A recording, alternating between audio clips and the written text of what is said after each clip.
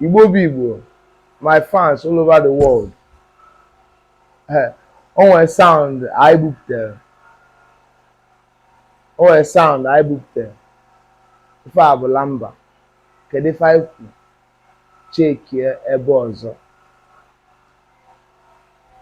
Gezie egwu a, gezie dị egwu ka ịnụ ihe ọ na-ekwu. Then ị ga-ese ya ebe a, ọ bụ na nke ị gere ebe a na ọ dịrị oge oke, ijezie na YouTube and Audiomack jee gee the full one. Anyị gwara gị sị gị nwanne Chekie Ebe Ozo na anụrụ ofu ebe ekili mmọnwụ. Chekie Ebe Ozo na anụrụ ofu ebe ekili mmọnwụ. Sumoria ọ mmọnwụ na-egwu anyị bịara ọzọ amụma egwu Igbo oti egwu onye mmịata nwanne enu nke a na-apụta ịgba ka anyị kwụsị si Chekie Ebe Ozo because checking of Ebe Ozo is allowed.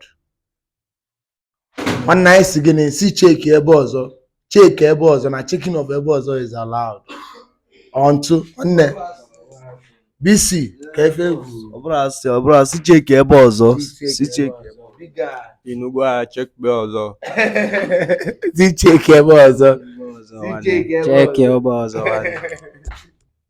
ihe ndị na-eme n'ụwa ọbụla ọ gabara is Chekie Ebe Ozo checking of Ebe Ozo dị allowed. Chekie Ebe Ozo Chekie Ebe Ozo ihe niile na-eme ọbụla ọ gabara Chekie Ebe Ozo update